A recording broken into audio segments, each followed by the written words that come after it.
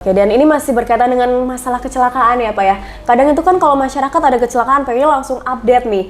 Nah terkait hal itu kalau misalnya nih orang itu ngefoto atau ngevideo dan kemudian menyebarkan di Facebook misalnya atau Instagram, itu ada sanksinya tersendiri nggak sih Pak? Selamat siang pemirsa dan mitra Humas dimanapun Anda berada, kembali lagi bersama kami Humas Polres Brebes dan saya sendiri Muna Uli dalam PIF atau Police in Frame, ngobrol bareng polisi dengan kalem.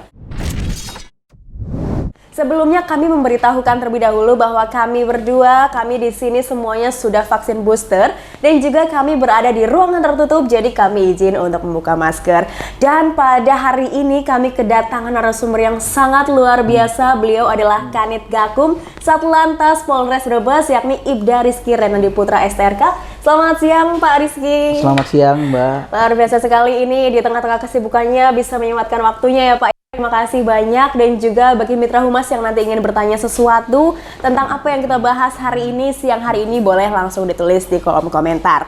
Dan Pak Rizky, ini kita sedikit banyak bakalan bahas tentang apa-apa aja termasuk kecelakaan ya Pak ya, dan juga kami di sini juga masih mengaturkan bela sungkawa terhadap kecelakaan yang terjadi di Kota Bekasi yang menewaskan 10 orang dan juga 13 orang yang terluka. Dan tentang hal tersebut ya Pak ya, terkait dengan kecelakaan, sebenarnya apa sih Pak yang menyebabkan kecelakaan itu bisa terjadi Pak Rizky? Ya, untuk kecelakaan mungkin banyak faktor Mbak. Ya, terkait kita orang lapangan, petugas lapangan yang pernah kita lihat di lapangan dengan kasat mata. Faktor awalnya itu mungkin dari adanya pelanggaran itu banyak mengakibatkan kecelakaan, mungkin dari pengguna jalan yang tidak taat aturan, atau dari faktor jalannya sendiri, atau dari kelengkapan dari kendaraan itu yang berlebih, atau dengan daya angkut atau daya muat si pengendara itu membawa barang. Nah, itu salah satu faktornya. Oke, nah ketika kita melihat nih Pak ada kecelakaan misalnya, atau kita sendiri yang sedang mengalami kecelakaan, kita harus melapor ke siapa dulu sih Pak? Harus lapor ke pihak berwajib seperti kepolisian kah? Atau harus langsung telepon tim medis atau ambulans Pak? Oke, untuk pelaporannya mungkin dari kita yang di Brebes, kita ada layanan call center 110, mungkin bisa lewat situ, atau mungkin ada kontak yang sudah di-share ke masing-masing wilayah kecamatan atau desa. Kita punya call center sendiri di unit Laka, ada itu sudah kita sampaikan ke perangkat desa ataupun kecamatan terkait untuk call center masing-masing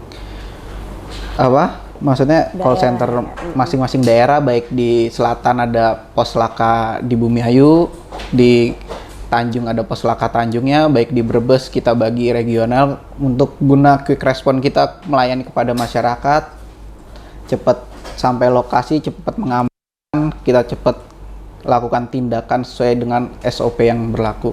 Oke Pak Rizky, berkaitan dengan layanan ya yang tadi juga sempat disinggung di unit Laka Lantas sendiri atau di unit Gakumnya mungkin ya, itu ada layanan apa aja sih Pak yang mungkin belum diketahui oleh masyarakat luas? Baik, untuk unit Gakum, sebenarnya Gakum itu membawahi 2 pelayanan, baik itu pelayanan terkait penanganan laka lantasnya, mulai dari kita mendatangi TKP, dari olah TKP-nya, terus kita buatkan untuk layanan kepada masyarakat karena adanya laporan polisi guna untuk penanganan terkait BPJS ataupun jasa raja. Yang kedua itu di Gakum juga kita ada membawahi tilang, masalah pelanggaran itu masuk di bawah unit Gakum. Oke. Dan ini masih berkaitan dengan masalah kecelakaan ya Pak ya. Kadang itu kan kalau masyarakat ada kecelakaan pengen langsung update nih. Nah terkait hal itu kalau misalnya nih orang itu ngefoto atau ngevideo dan kemudian menyebarkan di Facebook misalnya atau Instagram, itu ada sanksinya tersendiri nggak sih Pak? Ya, untuk sanksi kita, karena itu kita sekarang terkait media sosial itu banyak yang terlalu wah atau mengada-ngada. Seharusnya kalau saran saya itu kan terkait ITE juga ada, karena korban sendiri keluarganya mungkin nggak terima, baik itu wajahnya di upload ke media sosial, apalagi itu mengakibatkan korban meninggal dunia kan nggak etis lah dari keluarganya itu menyayangkan seperti itu. Kalau saran saya, bila ada warga atau masyarakat pengguna jalan yang sudah tahu itu terjadi kecelakaan, lebih baik segera menghubungi pihak kepolisian terdekat guna kita penanganan lebih awal, kita bisa menanganinya dan bisa sesuai lah.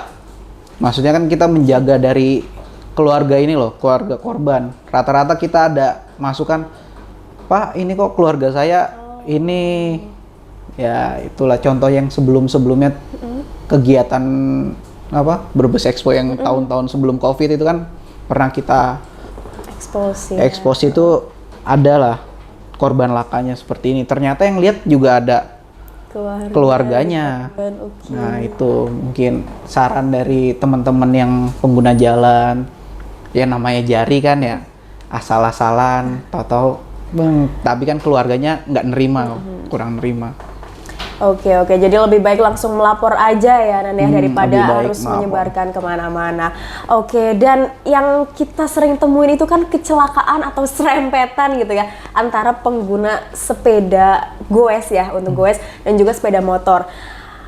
Juga kasus itu banyak yang kayak gini, dan misalnya nih mau nyebrang tapi itu masih rame, akhirnya kan harus agak maju nih, akhirnya dari sini langsung ditabrak. Nah kalau kayak gitu tuh sebenarnya yang salah siapa tuh? Yang salah sepeda kah atau sepeda motor kah? Kita lihat dari lapangan sendiri, kita dari unit laka melakukan survei lapangan dan olah TKP. Selanjutnya kita melakukan gelar perkara, baik itu menentukan baik yang salah dan benarnya siapa.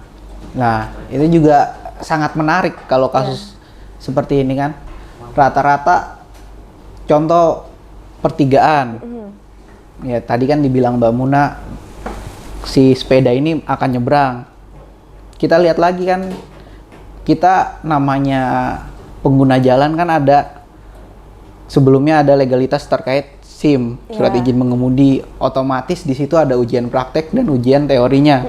Di ujian teori kan kita ada kayak penjelasan terkait kita jalan lurus atau motong atau pertigaan atau akan menyeberang. Itu kan kita harus mendahului yang jalan lurus.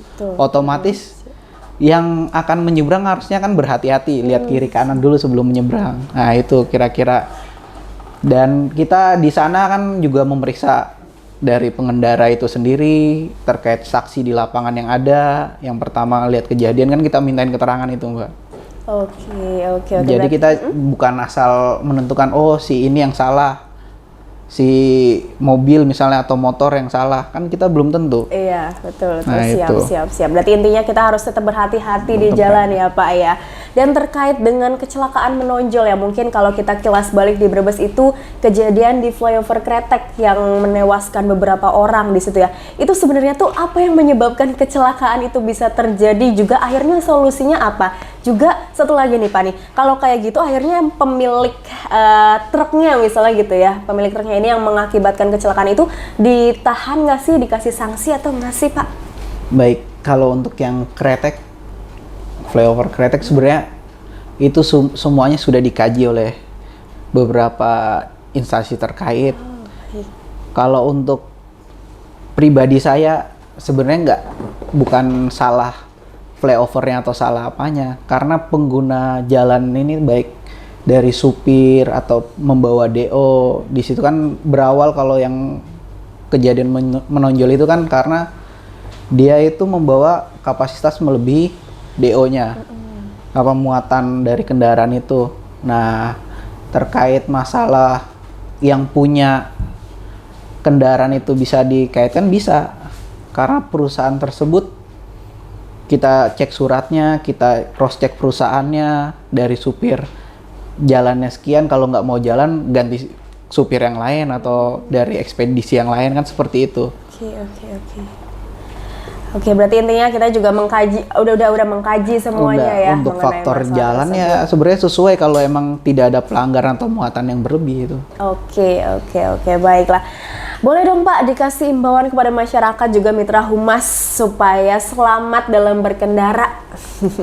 Ya, intinya kalau kita mau berkendara keluar, yang pertama kita harus mengecek kendaraan kita dalam kondisi baik, baik itu pelengkapan sarana kendaraannya, baik motor ataupun mobil yang kita gunakan, dan kita pribadi, contoh kita pribadi kayak menggunakan R2 tuh harus pakai helm, kalau R4 mobil itu harus pakai safety belt ya kan, yang aman.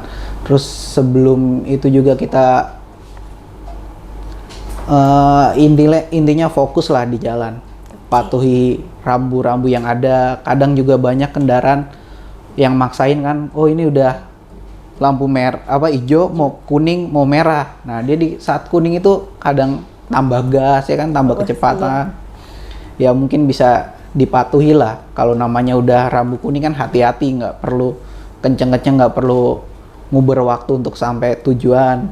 Ya selanjutnya baik itu kita awali dengan doa. Kita mau melangkah keluar rumah, istilahnya kita doa, nyampe tujuan alhamdulillah. Nah seperti itu. Oke, baik, luar biasa sekali. Terima kasih banyak ya Pak Rizky atas informasi yang telah diberikan. Sama-sama. Semoga ini dapat mencerahkan apa-apa mengenai Mitra Humas dimanapun mereka berada. Dan Mitra Humas, demikianlah percakapan dan juga podcast dalam seri ini antara saya, Muna Uli, dan juga Bapak Rizky Renandi. Dan apabila nantinya ada pertanyaan, boleh langsung ditulis di kolom komentar. Dari Humas untuk mitranya, dari Brebes untuk Indonesia. Salam sehat, salam presisi.